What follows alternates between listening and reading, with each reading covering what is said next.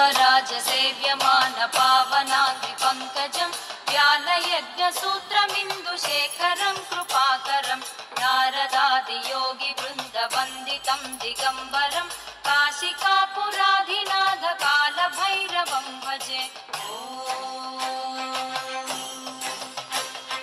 भानुकोटिभास्वरं भवाब्धितारकं परं नीलकण्ठमीप्सितार्थदायकं त्रिलोचनं कालकालमम्बुजाक्षमक्षशूलमक्षरं काशिकापुराधिनाथ कालभैरवं भजे।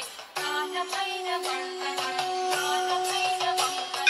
शूलटङ्कपाशदण्डपाणिमादिकारणं श्यामकायमादिदेवमक्षरं निरामयं भीमविक्रमं प्रभुं विचित्रताण्डवप्रियं काशिकापुराधिनाथ कालभैरवं भजे।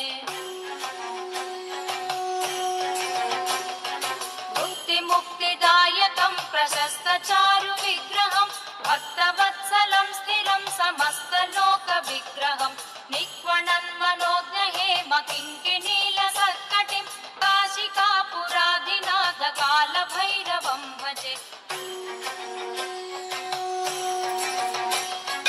धर्मसेतुपालकं स्वधर्ममार्गनाशकं कर्मपाशमोचकं सुशर्मदायकं विभुं स्वर्णवर्णकेशपाशशोभिताङ्गनिर्मलं काशिकापुराधिनाथ कालभैरवं भजे। रत्नपादुकाप्रभाभिरामपादयुग्मकं नित्यमद्वितीयमिष्टदैवतं निरञ्जनं मृत्युदर्पनाशनं करालदंशभूषणं